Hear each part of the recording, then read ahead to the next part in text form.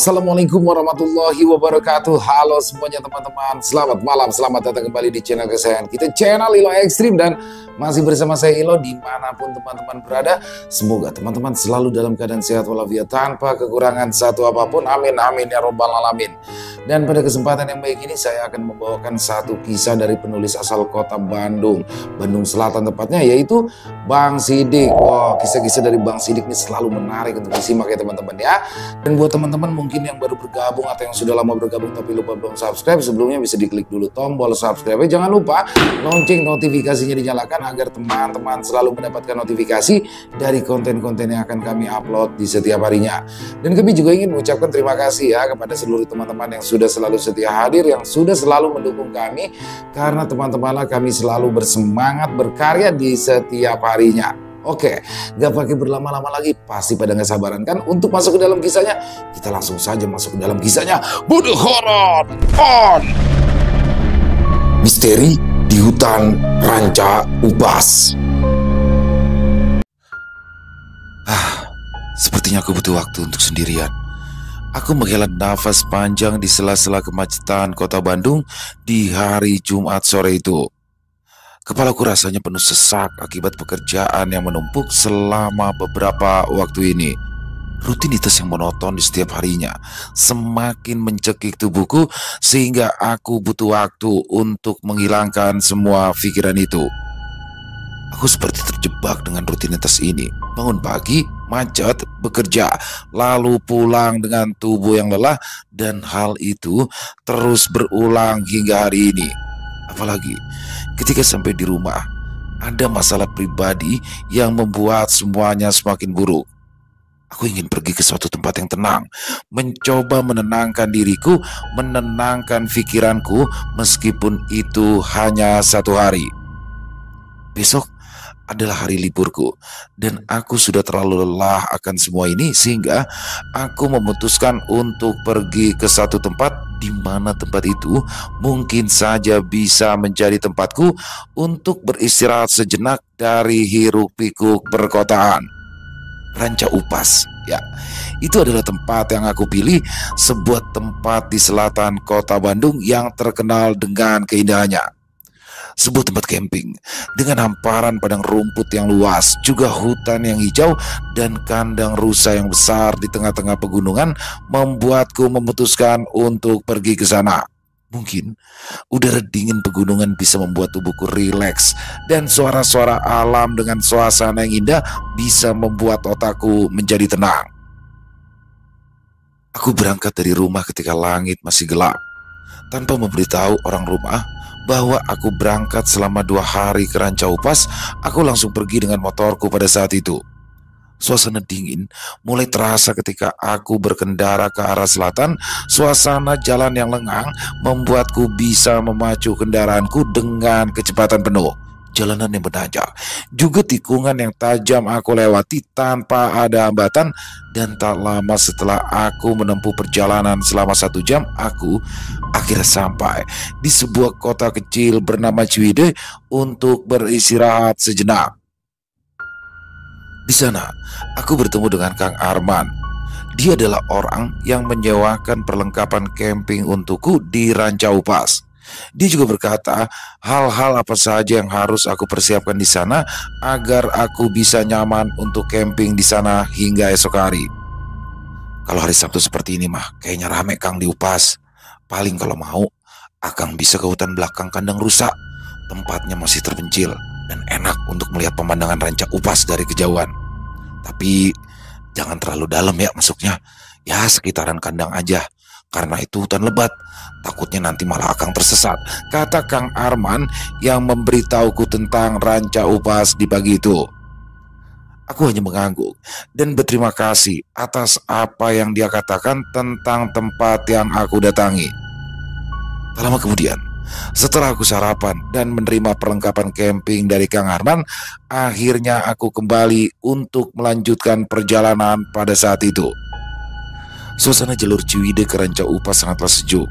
Jalanan yang menanjak dan pemandangan yang indah mewarnai perjalananku di pagi hari itu.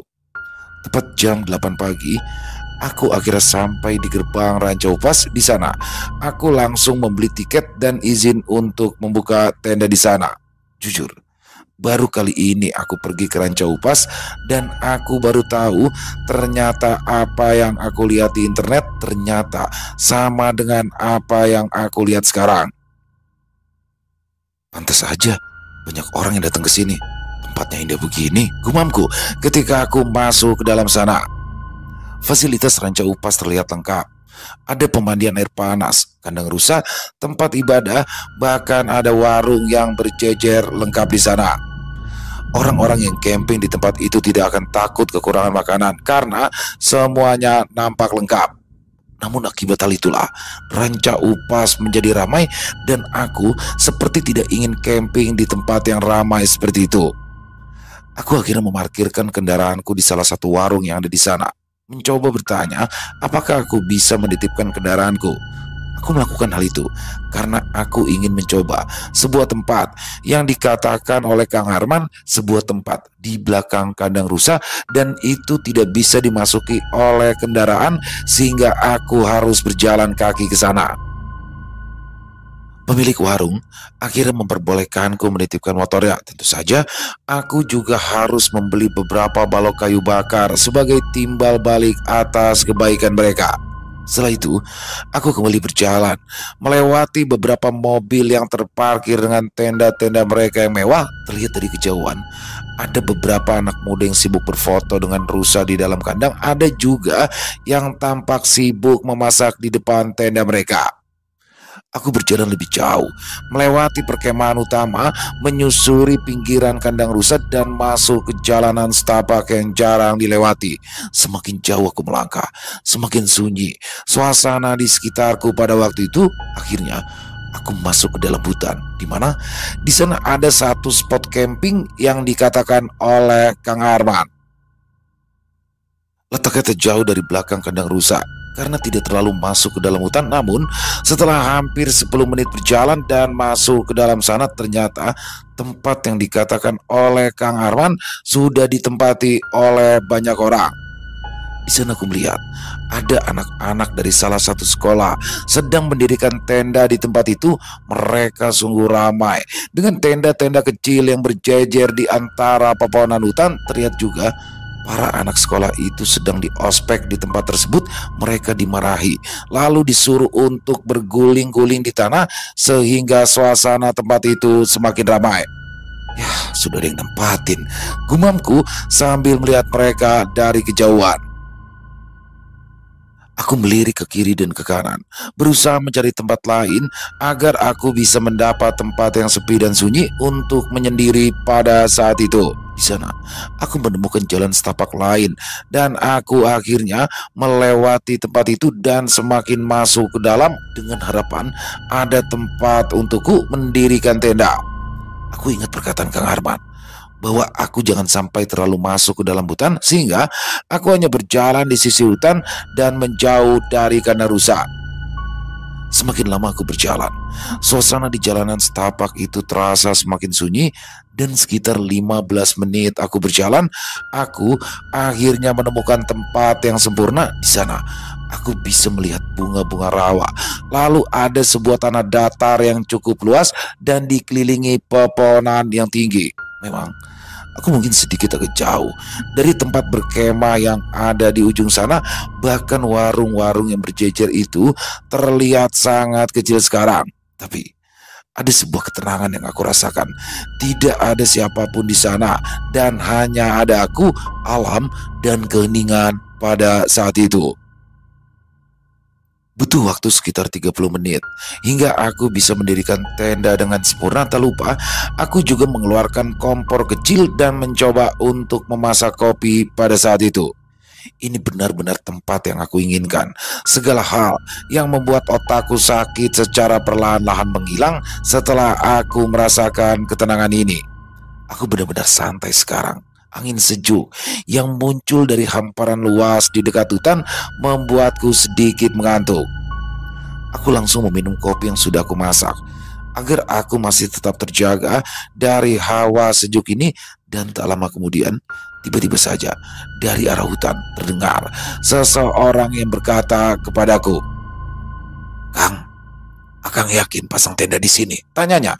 Aku seketika menoleh dan di sana aku melihat seorang bapak-bapak yang sedang mengangkut kayu bakar dari dalam hutan muncul sambil tersenyum. Dia memakai baju kaos oblong berwarna hijau tua yang nampak usang dengan topi caping yang menutupi sebagian wajahnya. "Ah, iya Pak," jawabku sambil tersenyum. Bapak itu mengangguk pelan, lalu tak lama kemudian dia berkata lagi, "Lebih baik buka tendanya di lapangan aja dekat warung sana. Karena biasanya mah nggak ada orang yang pernah camping di sini." Aku membalas senyumannya secara perlahan. Ya, aku sebenarnya sedikit terganggu dengan kedatangan bapak ini, namun aku masih bisa tersenyum di depannya dan kembali menjawab, "Nggak apa-apa Pak, di sini aja. Saya lebih suka tempat yang sepi dan tenang," jawabku pelan. Bapak itu langsung menghela nafas panjang. Lalu, tak lama kemudian, dia melirik ke arah pepohonan yang ada di belakangku. Dan tak lama kemudian, ia pun berkata, "Ya sudah, kalau memang seperti itu, hati-hati saja ya. Kalau ada apa-apa, langsung lapor ke penjaga atau orang-orang yang ada di perkemahan." Setelah itu, ia langsung berbalik dan berjalan melewati kemahku. Dan ketika aku melirik ke arahnya, entah mengapa dia tiba-tiba saja menghilang di antara pepohonan. Tak terasa, hari sudah beranjak sore. Aku mulai menyusun kayu bakar dan kembali duduk di atas matras kecil di depan tenda. Udara semakin dingin ketika matahari mulai turun di balik gunung, namun suasana di sana sangat tenang dan aku sangat menikmati ketenangan ini. Tidak ada manusia, tidak ada keramaian, bahkan teriakan dari para anak-anak yang camping di belakang kandang rusa sama sekali tidak terdengar. Yang terdengar hanyalah gesekan dedaunan dengan angin yang bertiup lembut dan suara jangkrik yang mulai terdengar secara samar. Setelah kayu bakar itu tersusun rapi, aku kembali menyalakan komporku untuk menyeduh mie. Sambil menunggu malam tiba, aku membiarkan tubuhku rileks sambil memakan mie tersebut. Aku belum menyalakan api unggun yang ada di depanku. Rencananya, ketika seluruh hutan sudah mulai gelap, aku akan menyalakannya sehingga itu menjadi cahaya penerang dan penghangat bagiku ketika malam. Aku membiarkan tubuhku rileks. Untuk pertama kalinya setelah sekian lama aku bekerja, aku merasa damai berada di tempat ini. Tak terasa, malam pun kini mulai mengambil alih langit. Suasana gelap mulai terasa bagiku. Aku bisa melihat titik-titik cahaya dari tenda-tenda yang berdiri di ujung sana. Dan akhirnya aku mulai menyalakan api unggun itu untuk menghangatkan tubuhku yang mulai kedinginan. Suasananya benar-benar tenang, damai, dan aku menyukai ketenangan ini. Namun, di tengah-tengah ketegangan itu, aku mulai merasakan sesuatu di balik gelapnya hutan yang ada di sekelilingku. Seperti ada sesuatu di balik kesunyian itu. Seperti ada yang mengawasi di dalam kegelapan yang pekat di ujung sana. Aku langsung menoleh ke sekeliling, mengambil senterku, dan menyinari setiap sudut pepohonan di sekitar tenda. Aku mencari tahu siapa yang sedang mengawasiku. Apakah itu adalah hewan-hewan malam yang tertarik dengan api unggun yang aku nyalakan, atau mungkin mereka tertarik dengan wangi mie instan yang aku masak. Aku hanya menggelengkan kepala, lalu tak lama aku tersenyum sendiri. Sepertinya aku terlalu lelah sehingga parno sendiri. Padahal kan memang suasana ini yang aku mau, gumamku sambil sedikit tertawa. Perasaan akan sesuatu yang mengawasiku di balik kegelapan hutan masih aku rasakan, tapi aku coba abaikan dan lebih memilih untuk menikmati kesendirian ini sekarang. Entah berapa jam aku duduk di depan matras ini, namun sepertinya ini sudah terlalu malam. Ketika aku duduk dan diam di sana, stok kayu bakar yang ada di dekatku pun nampaknya sudah mulai habis. Aku akhirnya menambahkan kayu bakar terakhir ke dalam api unggun itu, membiarkan cahaya orange kemerahan menari di udara. Sinar dari api itu seketika menciptakan bayangan aneh di antara pepohonan hutan, dan hal itu coba aku hiraukan karena aku tahu di dalam hutan seperti itu pasti banyak hewan-hewan malam yang mengawasiku di tengah kegelapan. Aku kembali termenung, meminum kopiku yang sudah mulai dingin dan menikmati udara malam yang tenang. Meskipun secara perlahan-lahan aku mulai menyadari sesuatu, bahwa keheningan di tempat ini terlalu sunyi. Tidak ada suara burung malam, tidak ada suara angin yang berembus melewati pepohonan, juga tidak ada suara dari anak-anak yang sedang camping di dekat kandang rusa. Seperti sudah terlalu malam. Sebaiknya aku mulai beristirahat, gumamku. Aku tidak mau malam ini berakhir, karena ketika aku terbangun di esok hari, maka aku harus pulang dan kembali dengan rutinitasku di tengah kota. Namun, sepertinya mataku mulai terasa berat, sehingga aku kembali masuk ke dalam tenda dan terbaring di dalam sleeping bag. Aku merasa lebih nyaman di dalam sana. Tenda pun aku tutup kembali, dan aku akhirnya mulai memejamkan mata di tengah-tengah bayangan api unggun yang masih menyala di luar sana. Secara perlahan, aku pun mulai terlelap. Namun, tepat ketika aku hampir tertidur pulas, terdengar sebuah suara gemerisik di luar tenda. Seperti ada langkah kaki yang berjalan pelan di antara pepohonan. Aku juga sempat melihat bayangan-bayangan hitam yang melintas dari pantulan cahaya api unggun yang masih menerangi tenda. Tiba-tiba saja terdengar dengan jelas suara teriakan yang menggema, suara seorang wanita yang berteriak kencang di tengah hutan. Aku seketika membuka mata sambil menahan nafas. Aku lalu membuka tenda dan melihat sebenarnya apa yang terjadi, sehingga ada seseorang yang berteriak. Namun ketika aku melihat keluar, di sana tidak ada apa-apa. Yang ada hanyalah api unggun yang menyala redup seperti diterpa angin dari arah perkemahan. Aku ingat di ujung sana dekat kandang rusa ada perkemahan anak-anak sekolah yang mungkin saja mereka sedang mengadakan jurit malam pada malam ini. Dan benar saja, ketika aku berpikir seperti itu, terdengar lagi suara wanita berteriak di dalam hutan, dan hal itu disertai dengan suara dedaunan yang terinjak di dalam kegelapan hutan. Aku meraih senterku yang aku simpan di dalam tenda. Lalu, tak lama aku berdiri dan menyorotkan senterku ke arah pepohonan yang gelap. Namun, di sana tidak ada apa-apa selain kegelapan malam. Aku bahkan berjalan ke belakang tenda dan melihat ke arah tenda anak-anak itu yang tertutupi oleh pepohonan. Di sana terlihat titik-titik cahaya yang menyala dari kejauhan, dan tenda-tenda itu terlihat sepi, tidak ada kehidupan.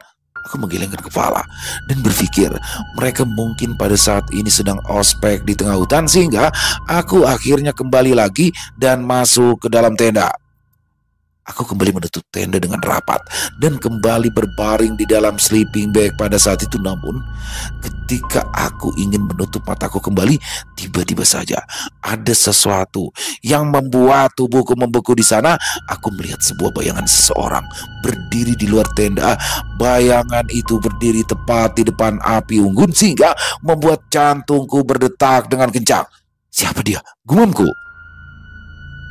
Cahaya api unggun yang redup itu memantulkan bayangan. Siluetnya nampak tinggi, bahkan lebih tinggi dari tinggi tubuhku. Rambut panjangnya terurai panjang, dan aku bisa melihat ujung gaunnya yang perlahan berkibar karena tertiup angin di luar sana. Aku sempat terdiam karena bentuknya nampaknya aneh dan tidak seperti manusia pada umumnya. Bayangan itu hanya diam, tidak bergerak sama sekali. Aku menutup mata erat-erat, berharap ini adalah halusinasi karena aku yang kelelahan. Tapi kemudian aku mendengar suara cekikikan pelan. Suara itu dibarengi dengan bayangan tersebut yang mulai bergerak perlahan ke arah tenda. Aku mencoba menutup mataku, namun suasana saat itu terasa menggangguku sehingga membuat mataku tetap terjaga. Aku hanya bisa melihat bayangan itu bergerak secara perlahan, kepalanya digerakkan ke kiri dan ke kanan, sehingga rambutnya yang panjang terurai begitu saja. Aku tahu itu bukanlah manusia dan aku juga tahu sosok apakah itu, namun aku benar-benar tidak ingin dia menemukanku di dalam tenda. Karena aku tidak menyangka bahwa ada hal seperti ini di tempat kemah yang terkenal cukup ramai di sosial media. Sosok itu semakin mendekat, bahkan kini mencoba mengelilingi tendaku. Aku bisa dengan jelas melihat sosoknya karena pantulan api unggun yang belum padam. Namun setelah beberapa kali ia berkeliling, tiba-tiba saja sosok itu melayang dan terbang diiringi oleh suara cekikikan yang menggema. Suara cekikan itu menghilang secara perlahan. Diiringi dengan hilangnya bayangan tersebut, suasana di sekitaran tenda seketika hening. Aku hanya bisa menahan nafasku dengan detak jantungku yang tidak karuan. Semoga saja cuma ini hal seram yang aku alami, gumamku.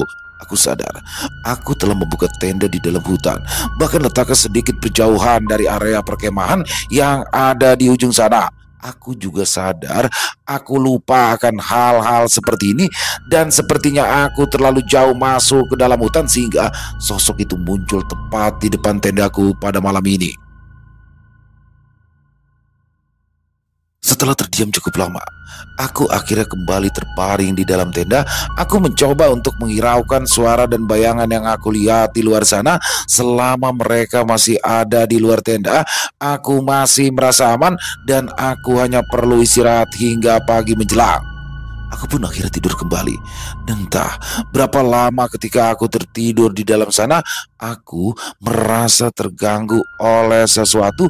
Tidurku terasa tidak nyaman, sehingga aku mulai mengeluarkan tanganku dari sleeping bag yang menutupi tubuhku pada saat itu. Aku mencoba untuk menggerakkan tangan, lalu mencoba memposisikan tubuhku agar nyaman dan bisa tidur kembali dengan tenang di sana. Tapi ada sesuatu yang terasa aneh, ya, seperti ada sesuatu yang terasa di jari-jariku. Itu adalah sesuatu yang halus, lembut dan panjang, dan aku merasa bahwa itu adalah rambut yang aku pegang di dalam tenda. Seketika aku langsung menelan ludah. Dengan kedua mataku yang masih tertutup, aku mencoba menebak-nebak apa yang baru saja aku pegang. Semakin lama aku menyentuhnya, semakin aku merasakan helaian rambut itu menyelip di sela-sela jari tanganku. Ya, ini bukan rambutku, tapi ini adalah rambut seseorang. Dengan tangan yang gemetar, aku menarik tanganku, berusaha untuk menyingkirkan rambut itu secara perlahan. Namun aku mendengar suara hembusan nafas yang terdengar sangat pelan, dan itu ada di depanku pada saat itu. Jantungku seolah seperti berhenti berdetak. Ketika aku mendengar hal tersebut, aku membeku. Aku ingin melihat siapa sosok itu, tapi aku terlalu takut untuk sekedar membuka mata. Bahkan keringat dingin mulai mengalir di pelipisku. Rasa takut dan rasa penasaran bercampur menjadi satu. Namun tak lama kemudian, entah mengapa kedua mata ini tiba-tiba saja terbuka, dan di sana aku melihat sebuah kepala wanita muncul tepat di dekat kepalaku dengan wajahnya yang pucat, matanya terlihat kosong, rambutnya panjang terurai ke arah tanganku. Dia menatapku dengan kedua matanya yang kosong itu. Bahkan aku bisa dengan jelas melihat wajahnya dari dekat, bagaimana kulitnya yang pucat. Bahkan ada beberapa yang terkelupas. Juga terlihat beberapa daging busuk di wajahnya yang sudah menghitam. Aku hanya bisa menatapnya tanpa pernah berpaling. Dan ketika dia tahu bahwa aku sudah membuka mata, tiba-tiba saja dia tersenyum. Senyumnya sangat mengerikan. Isi di dalam mulutnya berwarna hitam. Lalu tak lama kemudian, suara tawa itu tiba-tiba terdengar, dan itu tepat berada di depan mataku. Suara itu terdengar seperti sesuatu yang memukulku dengan keras dari depan. Tubuhku langsung refleks keluar dari sleeping bag dan langsung melompat keluar dari tenda. Kepalanya itu mengikuti tubuhku. Dia berpaling dengan suara tawa yang keras di dalam tenda. Kepalanya terlihat menggelinding ketika aku berusaha untuk membuka resleting tenda. Aku yang panik langsung menerobos keluar dan langsung jatuh ke matras yang ada di depanku. Namun ketika aku jatuh, tubuhku menabrak sesuatu yang berdiri di depan tenda. Kulihat ada sebuah kain putih, lusuh dan bau berada dekat tubuhku. Aku langsung melirik ke arah kain tersebut dan di sana aku melihat ada sesuatu yang berdiri tepat di depan tenda. Sesosok tubuh tanpa kepala terlihat dengan jelas di dekatku. Tubuh itu sepertinya adalah tubuh dari kepala yang muncul di dalam tendaku. Benar saja, tepat ketika aku berpikir seperti itu, dari dalam tenda kepala itu melayang dan langsung menempel ke tubuh tersebut. Dia tersenyum, lalu dengan suara tawa yang melengking, dia tiba-tiba berkata, "Bade naon akang ka dieu?" Aku hampir tidak bisa berpikir jernih. Dadaku langsung berdebar kencang dan nafasku menjadi berat ketika mendengar suara itu. Seketika aku kembali bangkit dan langsung berlari meninggalkan tenda.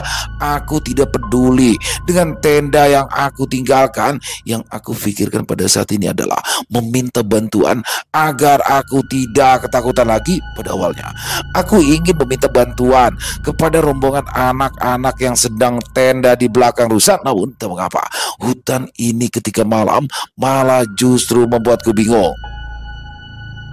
Aku tidak tahu berlari kemana aku sekarang. Bahkan aku tidak tahu di mana aku sekarang. Dengan senter yang menjadi penerang satu-satunya, aku terus berlari dan aku memaksakan diriku agar sosok itu tidak lagi mengikutiku. Entah berapa lama sudah aku berlari, namun tubuhku nampaknya sudah tidak kuat sehingga aku berhenti di satu tempat yang entah ada di mana. Di sekelilingku hanya ada hutan dengan tanah yang tertutup oleh daun-daun kering. Pada saat itu keringat kini mulai membasahi tubuhku dan aku langsung menyender ke salah satu pohon untuk menenangkan diri. Harus kemana lagi? Harus kemana lagi sekarang? Tanyaku bingung dalam hati. Ya, aku tidak tahu lagi akan berlari kemana untuk meminta bantuan karena tidak ada satupun titik-titik cahaya dari tenda-tenda yang seharusnya aku lihat dari kejauhan. Dan di tengah-tengah kebingungan itu, tiba-tiba saja aku kembali mendengar suara langkah kaki yang diseret secara perlahan dari kejauhan. Sepertinya ada sesuatu yang melayang dan kakinya mengenai daun-daun kering yang jatuh ke tanah. Suara itu terdengar lambat, namun hal itu membuatku kembali merinding dan waspada atas apa yang sedang aku dengar. Aku yakin itu adalah makhluk yang tadi aku lihat di dalam tenda. Dan ketika aku berpikir seperti itu, tiba-tiba saja ada suara tawa yang kembali terdengar olehku. Suara cekikikan yang melengking seperti apa yang ku dengar di dalam tenda. Aku mencari sumber suara itu dan terlihat di sana ada sesuatu yang melayang di antara pohon-pohon hutan. Aku langsung memalingkan wajahku seketika dan ternyata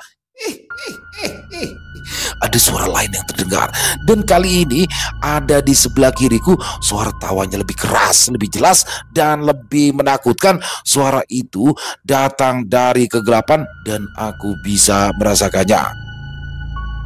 Rupanya suara itu tidak datang dari sisi kiri saja, bahkan dari sisi kananku juga terdengar suara yang sama. Suara tertawa wanita yang membuat gendang telingaku sakit ketika mendengarnya.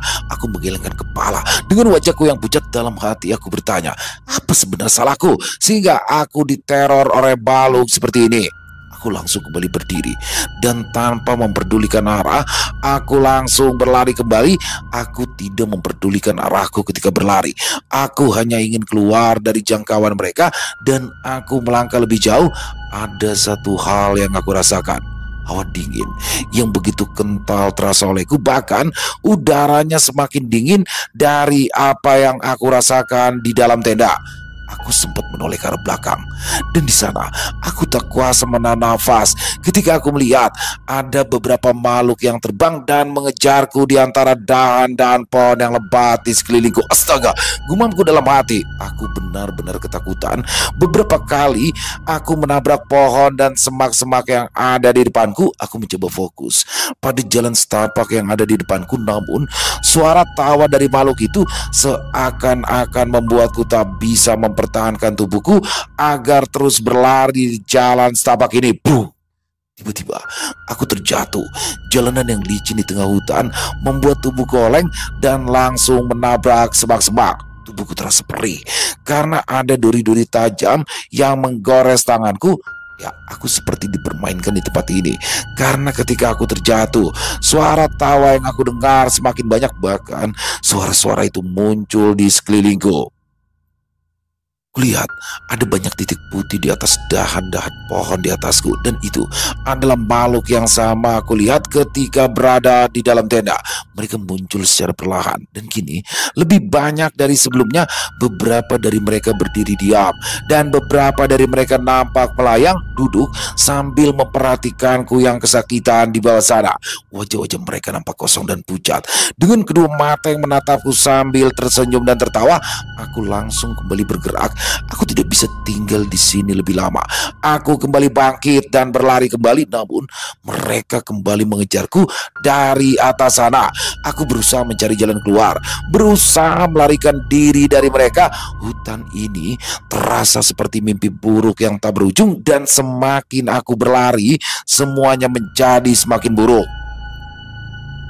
Tiba-tiba dari atas sana, kabut putih tiba-tiba menutupi seluruh hutan, membuatku semakin kesulitan untuk melangkah. Kabut itu menyelimuti jalanan yang ada setapak di depanku, dan ketika aku mencoba menghilangkan kabut itu dengan senter di tangan, kabut itu terasa tebal, cahaya dari senter tak bisa menembusnya.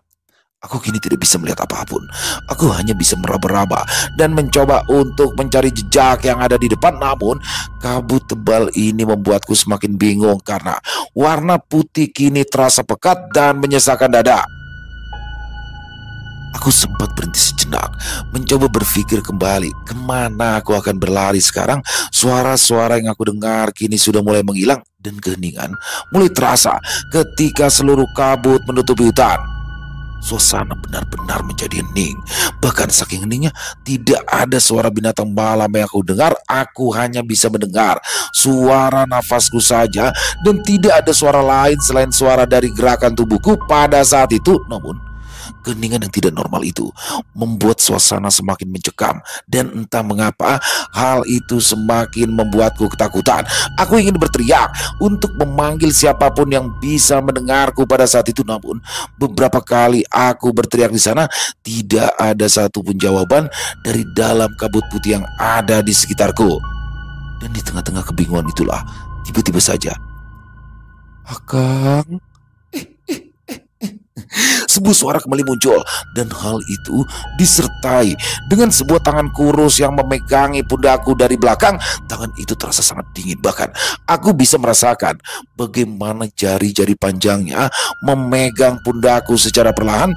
Lalu tak lama kemudian sesuatu muncul dari dalam kabut yang putih itu, sesuatu yang melayang dengan kepalanya yang miring dan menatapku dari dekat. Rambut panjangnya terurai menutupi sebagian wajahnya, dan ketika aku memalingkan wajah, dia kembali tersenyum kembali sambil berkata, "Akang mau kemana?" Deng.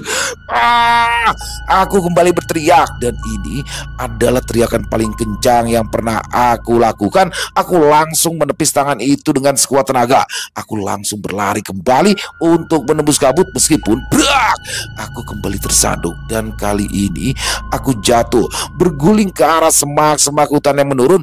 Aku terguling beberapa kali hingga tak lama kemudian, aku terjatuh di sebuah jalanan batu yang berdebu. Pada saat itu, sebuah jalanan yang menjadi perbatasan hutan dan kebun teh yang ada di tempat tersebut.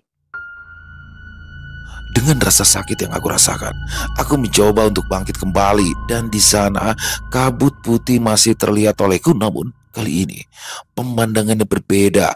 Aku bisa melihat hamparan kebun teh yang tertutupi kabut di sebelah kiriku, dan di sebelah kananku itu adalah hutan tempat aku keluar. Entah berada di mana aku kini. Aku benar-benar tidak tahu. Aku kembali melirik ke dalam hutan itu, dan di sana aku tidak menemukan makhluk itu lagi. Entah makhluk itu tidak mengejarku kembali, atau memang dia menghilang ketika aku jatuh ke jalanan ini.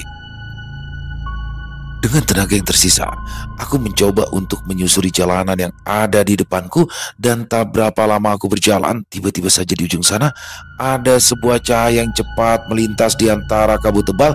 Semakin aku mendekat, itu ternyata adalah jalan raya yang letaknya sedikit jauh dari Rancau Pas. Lalu, di dekat jalan raya itu, aku melihat warung-warung yang berjejer dengan lampunya yang menyala. Beberapa kulihat ada motor yang terparkir di sana dengan beberapa orang yang mengobrol di dalamnya. Aku berusaha mendekat. Lalu tak lama, aku datang ke warung itu dan bertanya di mana sebenarnya ini. Mereka yang melihatku terlihat panik karena kondisiku yang sedikit terluka, dan aku mulai menjelaskan bahwa aku tersesat di dalam hutan Rancau Pas lalu keluar dari jalanan ini. Mereka semua saling melirik satu sama lain, dan karena merasa iba melihat kondisiku, mereka pun langsung menyuruhku untuk masuk dan beristirahat sambil memberikanku susu hangat dan mie rebus untuk memulihkan tenagaku pada saat itu. Mereka seakan tidak percaya bahwa aku bisa tersesat. Bahkan pemilik warung bertanya padaku, "Sebenarnya Akang ngapain di dalam hutan sendirian sampai tersesat kayak begitu? Akang ini terpisah dari rombongan atau gimana?" tanyanya. Dengan suara getar, aku akhirnya menceritakan segalanya tentang aku yang pada awalnya camping di Rancau Pas, lalu tentang suasana hutan yang mencekam, dan tak lupa juga tentang makhluk wanita itu yang menerorku di sepanjang malam. Mereka hanya terdiam ketika mendengarkan ceritaku.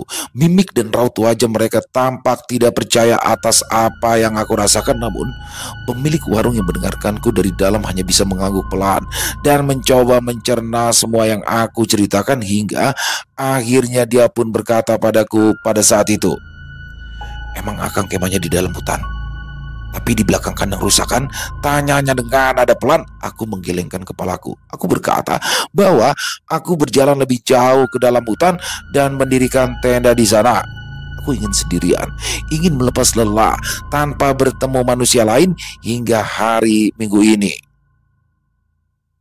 Dia hanya menatap kosong kepadaku ketika aku berkata seperti itu. Lalu tak lama kemudian, istri dari pemilik warung itu tiba-tiba berkata kepada suaminya, "Pak, mungkin masih Akang ini mah campingan di tempat itu?" tanyanya dengan nada pelan. "Tempat itu?"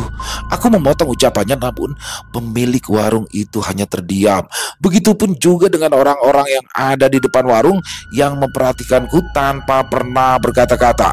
Pemilik warung itu menghisap rokoknya beberapa kali. Lalu tak lama kemudian ia pun berkata, "Untungnya kamu selamat. Kalau kamu tahu, ini sudah masuk ke wilayah pemandian air panas Rancawal ini, sehingga kamu aman. Kamu seharusnya berkemah saja di tempat yang sudah disediakan. Walaupun kamu ke dalam hutan, lebih baik kamu berkemah di belakang kandang dan jangan masuk lebih dalam ke dalam hutan. Sudah, sekarang kamu menunggu pagi saja di sini. Setelah itu saya akan mengantarkanmu kembali ke pintu masuk Rancau Pas, agar para penjaga bisa membantu kamu menemukan tenda yang sudah kamu tinggalkan di sana." Setelah mendengar penjelasan itu, aku akhirnya mengangguk pelan dan hanya bisa terdiam di warung tersebut hingga pagi tiba dengan rasa takut yang perlahan-lahan memudar di tempat itu. Suara kokok ayam yang ada di belakang warung terdengar sangat nyaring. Jalanan provinsi di dekat warung nampak sudah ramai karena hari ini adalah hari Minggu pagi. Pemilik warung itu akhirnya pamit kepada istrinya untuk mengantarkanku kembali ke Rancau Pas. Dari warung itu ke Rancau Pas nampaknya cukup jauh. Aku harus memakai sepeda motor dan menyusuri jalanan provinsi dengan jarak 1 kilometer. Kulihat para petugas loket dan penjaga kawasan itu nampak mengenal pemilik warung. Dengan hati-hati dia mendekati salah satu dari mereka dan berbisik mengatakan atas apa yang terjadi kepadaku. Para penjaga itu nampak kaget ketika mendengar cerita dari pemilik warung itu. Bahkan dia melirik ke arahku secara perlahan dan aku hanya menunggunya di depan sepeda motornya. Akhirnya salah satu penjaga itu mendekat padaku dan berkata, "Ayo kita berangkat. Tunjukin di mana kamu mendirikan tenda itu," katanya dengan tatapan tajam. Dia akhirnya memakai motornya, lalu masuk ke dalam, sedangkan aku dan penjaga warung mengikuti dari arah belakang. Motor-motor masuk ke dalam kawasan perkemahan, lalu tak lama diparkir di dekat kandang rusa, dan penjaga itu mulai mengajakku berjalan ke arah hutan. Aku kembali melewati tenda-tenda pengunjung yang nampak sepi. Mungkin mereka semua masih tertidur ketika aku melewati tenda mereka. Begitu juga dengan tenda anak-anak ospek yang ada di belakang kandang rusa.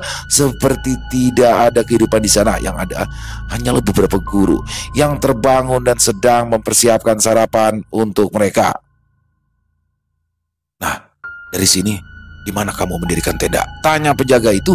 Aku langsung menunjuk ke arah jalanan setapak yang ada di dekat tenda anak-anak itu, dan raut wajah mereka seketika berubah. Bahkan dia menggelengkan kepalanya dengan pelan. Kang, pantas aja akan mendapatkan hal seperti itu. Kalau misalkan akan buka tenda di sini, itu masih bisa ditolerir karena di sini masuk wilayah perkemahan. Tapi kalau sudah masuk ke dalam, itu namanya sudah masuk kawasan hutan lindung, kata penjaga yang kini mulai masuk ke jalanan setapak itu untuk menemukan tendaku. Akang harus tahu, ini hutan lebat, Kang. Apapun alasannya harusnya Akang mengerti. Oke, kalau misalkan Akang hanya diteror saja sama mereka. Kalau misalkan Akang nanti mendirikan tenda di jalur hewan liar, Akang bisa-bisa dimakan sama mereka. Aku hanya mengangguk pelan sambil mendengar apa yang penjaga itu katakan. Setiap langkah yang dilakukan, penjaga itu hanya menggelengkan kepala. Beberapa kali pula, dia berhenti dengan wajah yang pucat dan melirik padaku sambil berkata, "Sebenarnya Akang mendirikan tenda di mana sih? Kita ini sudah masuk terlalu jauh nih ke dalam hutan." Jujur, aku baru sadar bahwa aku ternyata masuk terlalu dalam. Perasaan kemarin siang aku tidak sejauh ini berjalan. Apakah di sepanjang perjalanan aku melamun, atau aku hanya ingin suasana yang tenang dan jauh dari kebisingan sehingga aku terlalu jauh berjalan? Di sana aku hanya bisa meminta maaf dan menunjukkan jalan, hingga akhirnya di ujung sana aku bisa melihat tendaku yang masih berdiri dengan api unggun yang sudah padam. Namun ketika penjaga itu melihat tendaku, tiba-tiba dia tersenyum pelan. Begitu juga dengan pemilik warung itu. "Oh, pantas kalau Akang buka tenda di sini, Mak," kata pemilik warung itu pelan. "Maksudnya kenapa ya, Kang?" tanya aku yang masih kebingungan. Ya intinya sih, tidak ada orang yang berani buka tenda di sini, Kang. Kita semua yang tinggal di sini tahu, kecuali mereka memang ingin bertemu sesuatu seperti yang Akang alami semalam, jawab penjaga itu. Sudah, Akang langsung beres-beres tenda aja. Kalau misalkan Akang masih ingin di perkemahan ini, Akang dirikan tenda itu lagi di tempat yang sudah kami sediakan ya. Masalah yang terjadi semalam, jadikan pelajaran aja, Kang. Karena mau bagaimanapun, kita hidup berdampingan sama mereka. Untung Akang gak hilang akhirnya, seperti nama tempat ini. Karena kalau Akang tahu, nama Ranca Upas itu berasal dari kata ranca atau rawa. Dan Upas itu adalah nama seseorang yang disuruh oleh Belanda untuk menyelidiki tempat ini dan hutannya.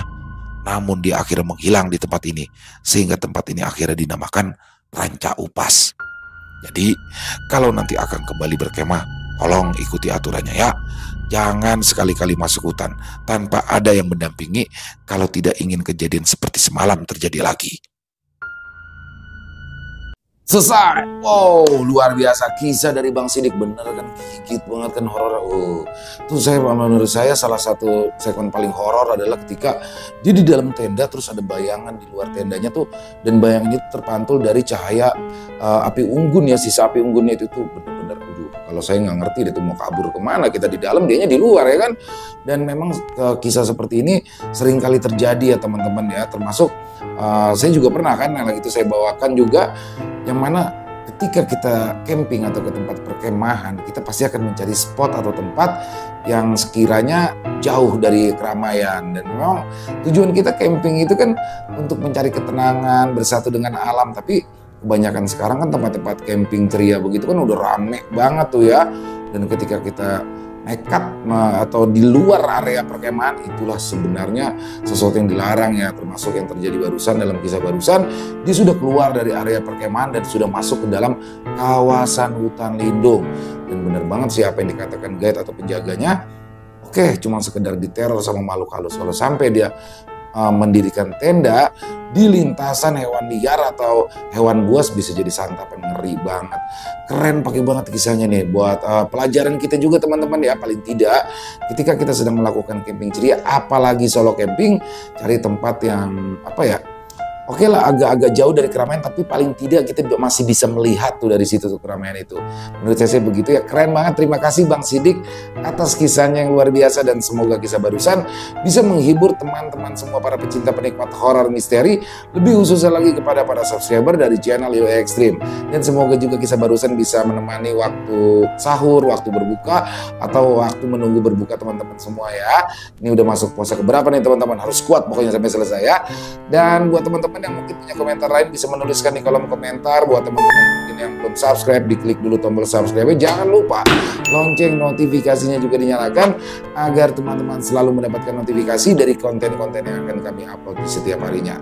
Untuk channel ILO Extreme kami upload setiap hari teman-teman ya, setiap malam jam 7 malam waktu Indonesia bagian Barat. Oh iya, buat teman-teman mungkin juga yang punya kisah horor misteri ya, yang diangkat dari kisah nyata berdasarkan pengalaman pribadi, apabila mungkin berkenan dibawakan di channel kami, silakan bisa mengirimkannya ke nomor telepon kami yang ada di sini, dan bebas ya. Kirimannya boleh dalam bentuk tulisan, boleh dalam bentuk rekaman suara, senyamannya teman-teman aja pokoknya. Buat teman-teman yang sudah mengirimkan kisah, kami ucapkan terima kasih. Dan di akhir kata, saya ILO mengucapkan permohonan maaf apabila mungkin dalam pembawaan kisahnya barusan ada kata-kata saya yang salah, ataupun ada kata-kata saya mungkin yang kurang berkenan. Saya mohon dibukakan pintu maaf yang seluas-luasnya.